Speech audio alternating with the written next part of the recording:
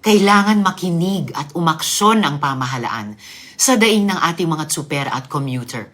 Ngayong tataas na naman ang presyo ng langis.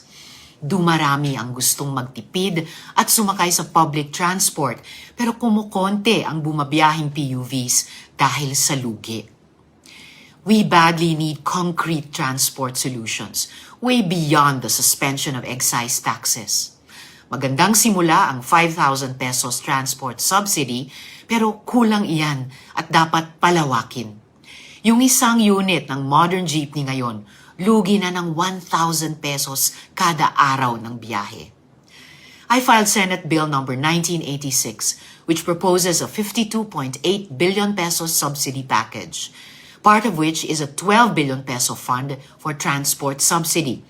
Malaking bagay iyan sa ating transport sector, sa ating PUV drivers, delivery riders, at TNVS drivers. Beyond drivers, dapat din tulungan ang transport cooperatives na sumasapo sa gastos ng diesel at sa pagbayad ng bank loans para sa mga bagong jeep.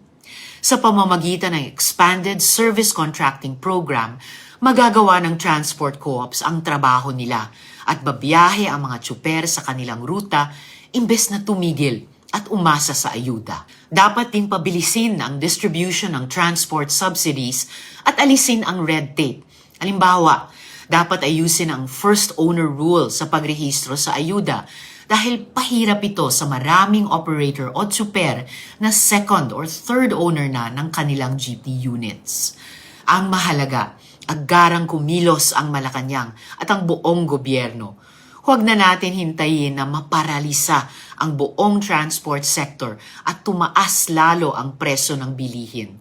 Pagsikapan natin ang mga solusyon na hinihintay ng taong bayan.